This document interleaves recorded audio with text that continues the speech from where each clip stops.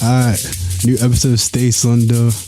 The kids are, let your cousin know, let your brother know, let your sister know, let your parents know, let your friend know. Let the friend that's sick and needs help and always going back into like messy situations in life know that actually get some fucking help here. And it's free help. Just make your life better, man. You don't have to be a bum. Life is not that crazy, bro. You don't have to be a bum, man. Don't live that way. But yeah, like I kind of delayed this episode because I wanted to get a rise and I wanted to make sure the message was clear and truly meaningful and impactful. And I talk about fear a lot because of the power it has over people, especially people that are young, like, and what that may be. Just because you don't want to get to a point in your life where you regret so many years of your life, like being afraid or not taking that step, even those simple things, like you don't want to get to that point where it's like, even something so simple, you were afraid to reach for it, to ask for it, because you were scared of how you would sound or how to make it look.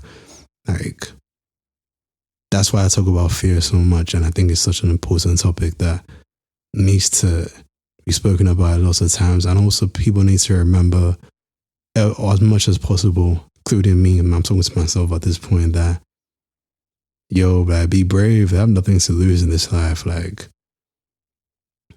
do you go after what you want and just let life happen for you. So in a world filled with pain, fear is a currency. It buys silence and it sells obedience. It controls people's lives, even when no weapon is used. Just that mental aspect of, even when you're free, you still don't believe you're free to make choices, because you still hear the same voices of you have the flashbacks to previous scenes of things that have happened in the past. And even when you're supposed to step into what's yours, I like the Psalm 23 Bible verse a little more now, just because, like, I mean, as a kid, you don't really know you're reading, but now I think from like last week, I read it in its entirety and I realized just how much power is in that verse alone. So even when it says it makes me lie down in green pastures. So anyway, I'll get into this in later on the episode. And today's story is about facing evil head on and choosing life anyway. This is Fear No Evil, just because I like Psalm 23 a lot now. Alright, so we're going into the story of Edith Eger. She is an American psychologist. But before we start into that, I want you to visualize and put yourself in her shoes now and her life story, so you to get the real emotions that come with what she is and who she is as a person. So imagine being 16 years old again. Well, she is 16 right now. You're 16 years old, okay? And stepping off a train into a nightmare scenario. She was just a teenager when she and her family went to Auschwitz, which was the concentration camp that was built by the Nazis. Her parents were killed the day they arrived.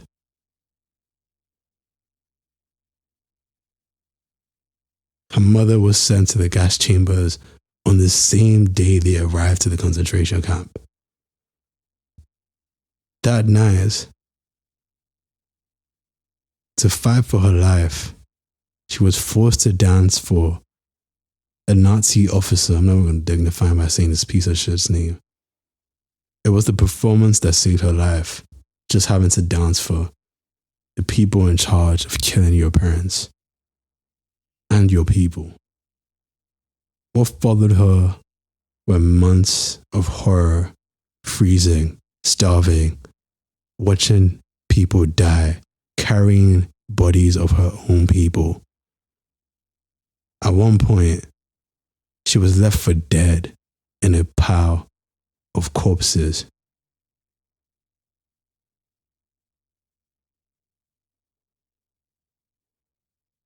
But somehow she survived, not just physically, but spiritually and mentally. She survived. Years later, after moving to America and raising a family, she still carried that trauma in silence until she faced it head on. Now, this is the point in her life where she had to make a decision on what really mattered to her long term.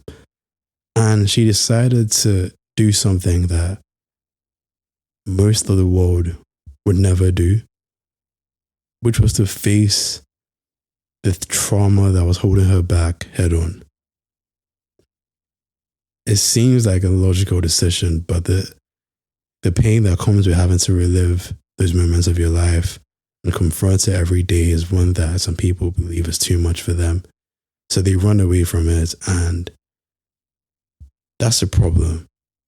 The problem with trying to run is, I'm going to quote Kung Fu Panda, but there's a lot of wisdom in Kung Fu Panda about it. Anyone thinks I'm serious, but Uwe says at one point, the road one takes to avoid destiny is the road they often meet it at or meet it on.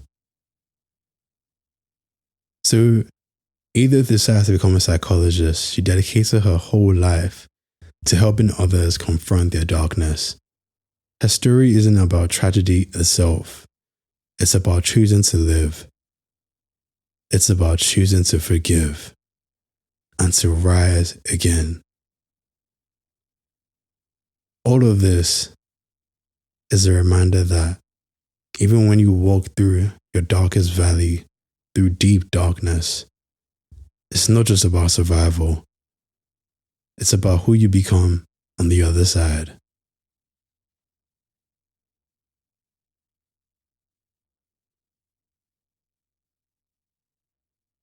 At 50, she earned her PhD.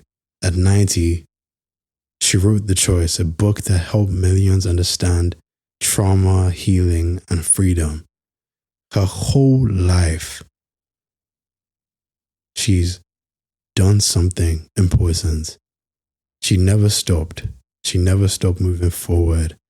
She never gave up. She never let herself stay in the mindset of being a victim and just complaining and dying that way. And she didn't let the Holocaust, something so devastating, fuck you, Kanye, to define who she was as a person. Her message is important.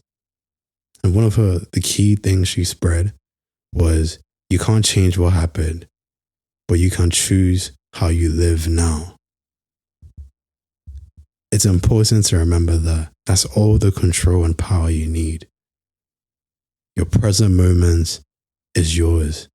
The parts of her story that stay with me the most is the reminder that pain is inevitable in your journey through life, but suffering is optional.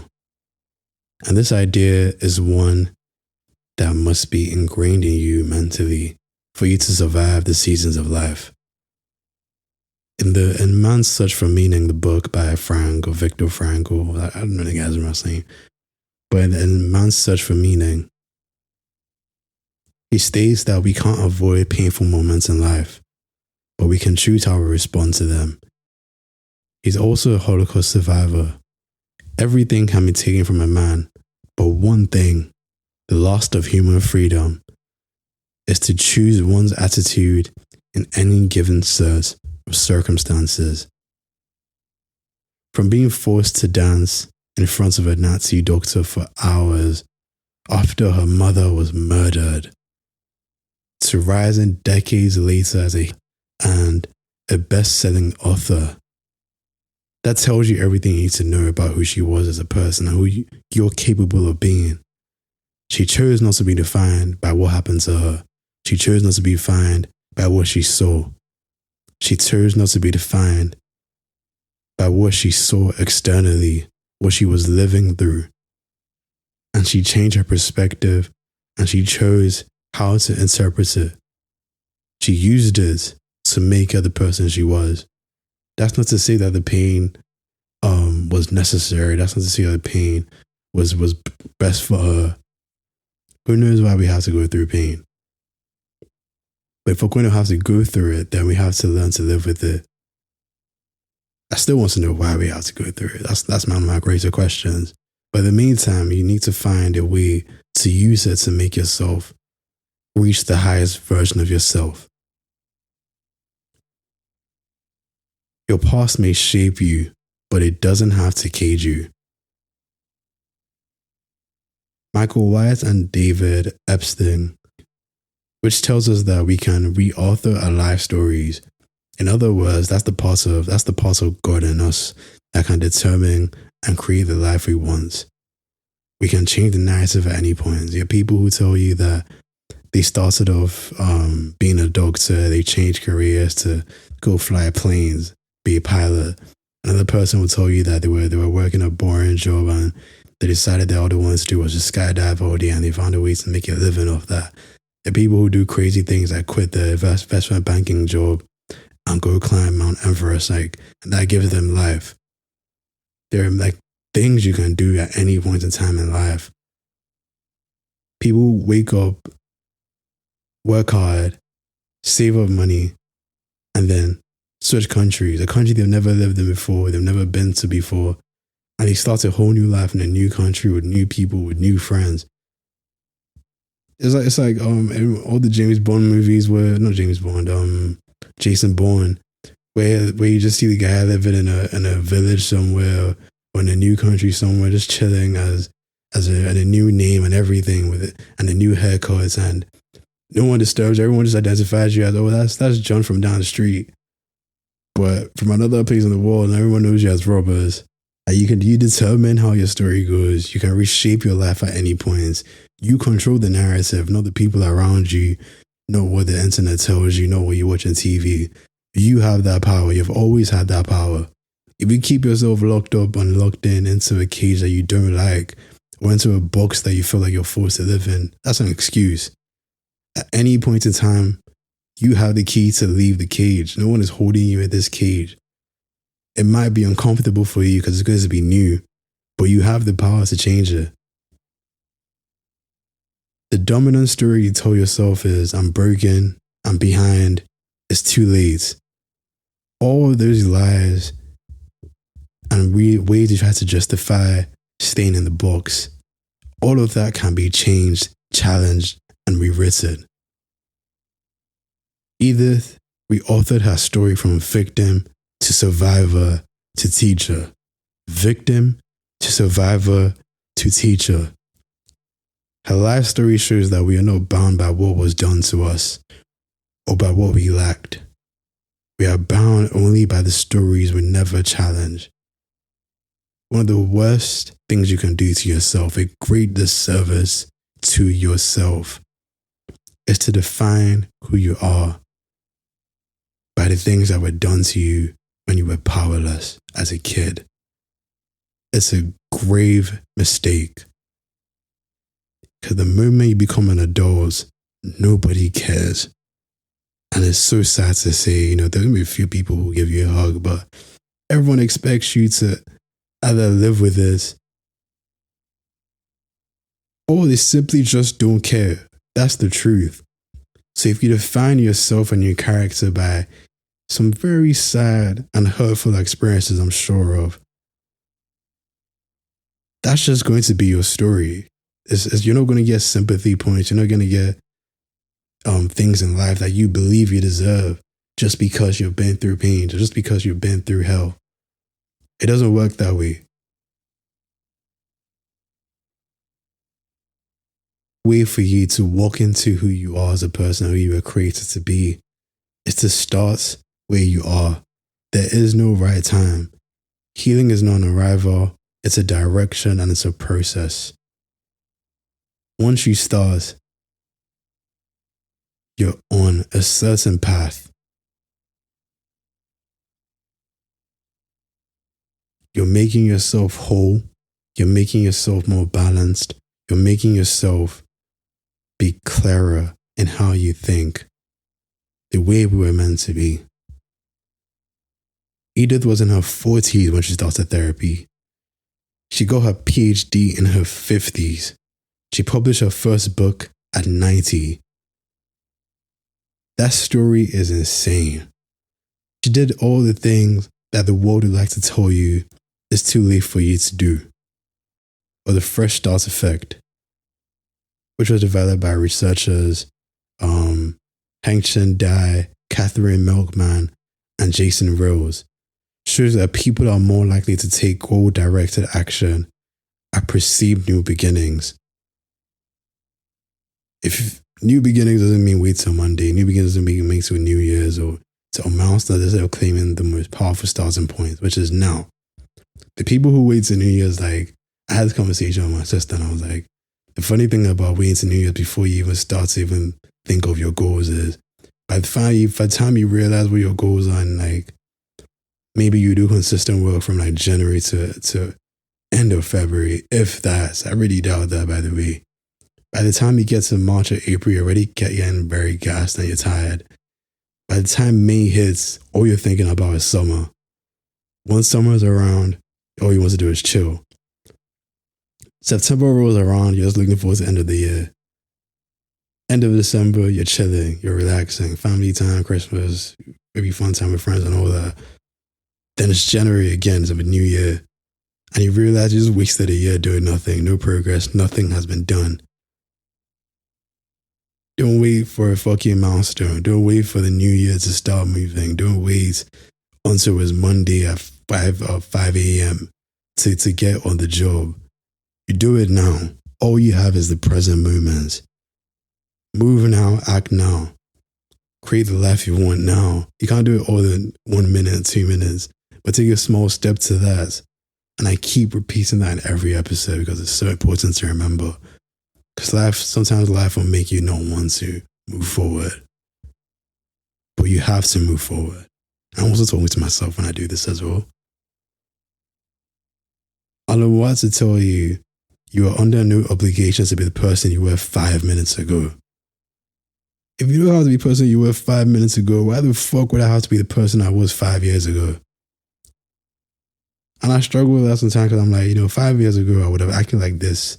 Now I'm like, okay, but am I doing too much? Am I betraying who I am as a person? Like, no, I've changed as a person. That's just the truth.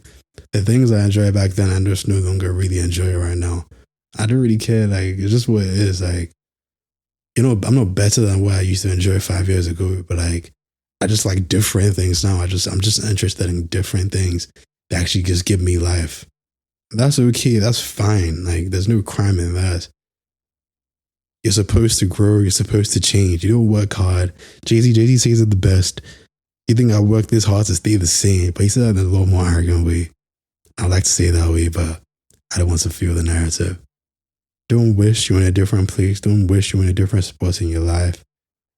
Just move now. Begin here. As you are, imperfect, afraid, and human. Momentum is born from movement, not motivation.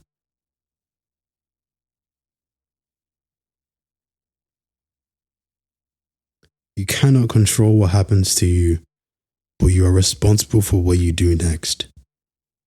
This isn't one of those like crap lines that people tell themselves.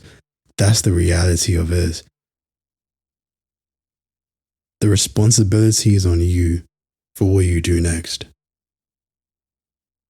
Cognitive behavioral therapy tells you that emotions and behaviors are shaped not by events themselves, but by our interpretation of them.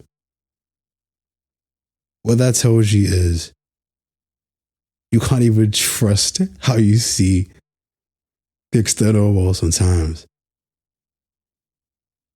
Because you can react off something and then you later on you realize that was never the situation at all. It's the same thing. It's the same issues that people have in relationships sometimes, and someone says something or does something, and rather than you trying to clarify what they meant by this or why they did this, you kind of just justify your head and say they did this for this reason based on what you're seeing in your past. And it's like, and then you speak to this person finally and they're like, you have no idea what you're talking about. Like, I didn't even pay any any pointing thoughts into this at all, like, and you've almost lost your mind trying to figure out what they meant by this one line, and that line meant nothing. But your emotions and your behaviors and your past experiences will shape how you see it today, even if that's not really what it was. And the temptation there is that you stay locked in your trauma, you stay locked in beliefs you had, but beliefs that people told you to have when you were 10. You have to choose over and over and over again in your life to question the things you believe in and to make sure that you're in alignment with your future, not with your past version that makes you unhappy. You cannot wait to feel brave to act brave. If you're going to be brave, if you're going to be courageous, you have to do it when you're afraid. That's the only time. If you do it when you're brave, then you have no real idea to know. You have no real way of knowing, and you have no real idea of knowing if you're actually brave. To find out if a firefighter is really good at what they do, unfortunately, there has to be a fire. You can do all the simulations, all the trainings as much as you want. When there's a fire with real consequences, that's when you know who's truly about it.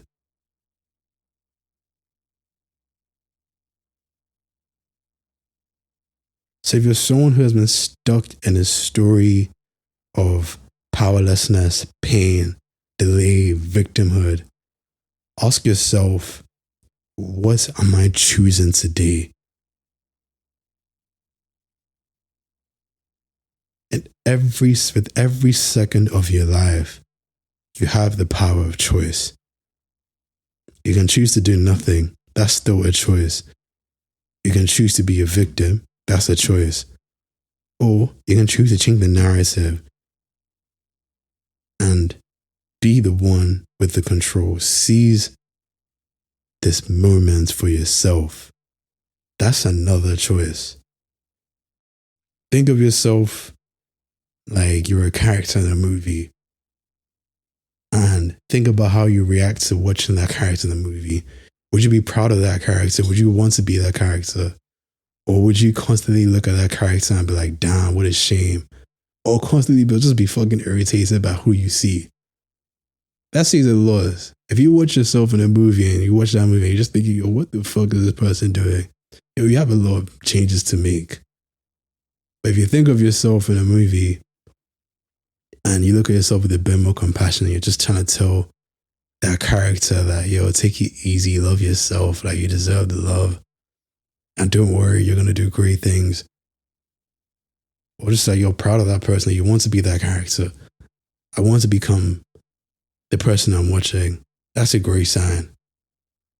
You don't want to look at yourself and think, damn, what a damn shame this person's life is. What a bum.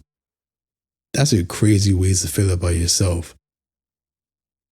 But with the choices you make every day, you might actually just be a bum. Why would you want to be surrounded by other bums? Like, try to whisper that. That's crazy.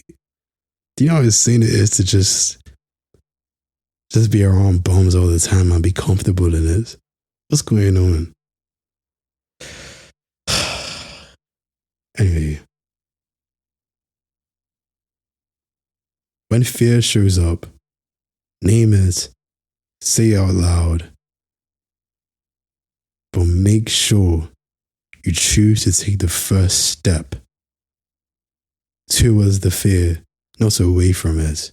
The reason why I brought with Psalm 23 was I read it like sometime last week, but like I took my time while reading it this time around, and it's like poetry because like I like David a lot, but like that whole chapter is like poetry. Like, I will fear no evil. Your idea of how you like identify God to be, I look at God as a source of all energy. I look at God as like the center of like creation, and not as like an individual. Like no, like God is a man. Like I don't put a gender on God. I just think of God as God, like the ultimate power and like the ultimate like beginning, like just the source of all energy. And when I think of God in that way, and I relate that to the power that we have as humans ourselves, and how we're shaped by God in that way to create. And I read Psalm 23 and it says, like, in parts of it, I shall fear no evil. It speaks with the power and certainty that you can walk through the deepest valley of darkness, the valley of the shadow of death, and I shall fear no evil. That stays with me a bit more now, just because, like, it seems so logical when you're trying to create something that you just do this, and it's so straightforward. But when you're trying to do it, realize that the journey to creating something makes you go internally as well. So you have to question yourself a little more, and you confront parts of yourself externally, and you think it's just external, but also internal, about yourself that you never realized. So it's something that you have to make a decision about something externally, and you realize that your reason for not making that decision is a part of you delaying what you believe is on the other side. And you start to confront that part of yourself that makes you doubt your ability, or makes you doubt that you have what it takes to overcome this. That's when the battle starts to be internal. Like, oh, I'm trying to justify bullshit. Like, this is not who I am as a person. Like, why am I afraid of going down this path? What I think is going to happen to me here? If I've come this far, why do I want to play it safe now? Like, these are things, internal feelings and fears and doubts and questions about yourself that you have to confront. But you're confronting it while creating something externally.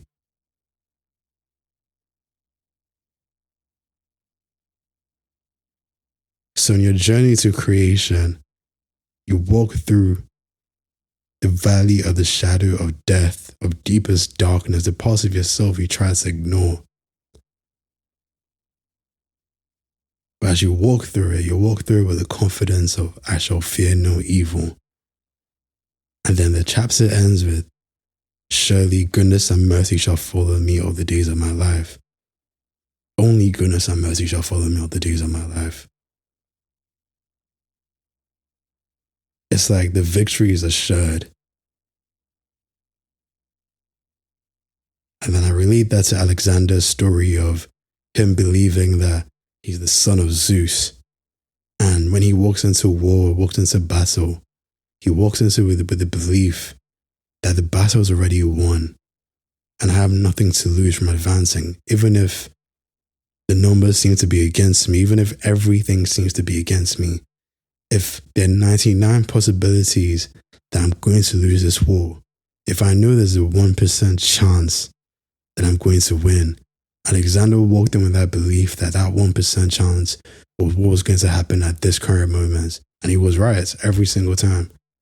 That 1% chance is what he took, and he ran with it. Surely only goodness and mercy shall follow me. Victory shall follow me. Greatness shall follow me. It's not just a prayer point. It's like, it's more than a prayer point at that point. Like, it's something you're hoping for. It's like a declaration of your life. Like, surely only goodness and mercy shall follow me, and I shall dwell in the house of the Lord forever. Dwell in the house of the Lord. What do you identify the Lord to be? Love, greatness, victory, winning, peace of mind, happiness, joy. So when I break it down that way, it feels like I'm reading poetry. And I guess it is actually. I think David was a poet to an extent, so I think he was fully a poet at some point. But the power in the verse, the Lord is my shepherd, I shall not want. That in itself is so descriptive of how I identify God to be the source of life. David identified God to be a shepherd. I identify God to be the ultimate creator. I'm like the baby creator. Like the baby creator. But your interpretation of what God is for you is like, it's personal. It's shouldn't be something that we all have the same interpretation of what God is. God is in all different forms. So how can that limited mind try to restrict God to be one thing for everybody? It doesn't make sense. But I quote that verse for anyone, or I just said let's pause that verse for anyone out there. And you need that extra belief and confidence that you're going to succeed. You're going to get what you want. Well, you know what you want, but what's meant for you and what was created for you. You have to walk through the valley of the shadow of death. You can't avoid that. It's part of the journey. The pain is part of the process. But the chapter ends with, surely goodness and mercy shall follow me. That's all the reassurance you need that victory is yours. But you cannot give up. You cannot be afraid. You must confront the fear and walk through the valley of the shadow of death to get to the other side. So the question is, will you take that step? Or will you die as a victim? Letting the things that have happened to you define who you are as a person. The evil I speak about is not the devil walking on your doorstep. I don't know. Whatever you think the devil may be, I don't know. I don't care. It's sometimes the voice in your head. It's sometimes your family. It's sometimes friends. It's sometimes what you believe about yourself. And if that's what you hold on to, then you will never be free. But it's important for you to remember that the freedom you crave is in your hands. You are not powerless and you are not broken. Your story doesn't end here, and it only does if you let it end here. It's all in your hands, and that could either make you a lot more scared, or it could be the motivation you need to get moving. And for most people, it's going to be the thing that holds them back more. And to those people, I say you're listening to the wrong podcast. But to the very few people in the world who know that they have no choice but to walk through that valley of deep darkness. This isn't the end of your story, and you are not done. If Edith could choose freedom over Auschwitz, what's stopping you? I think I pronounced that so wrong, by the way. But what's stopping you? Face your fears, reclaim your story, and remember, stay bold, stay brave, and as always, stay Sonder.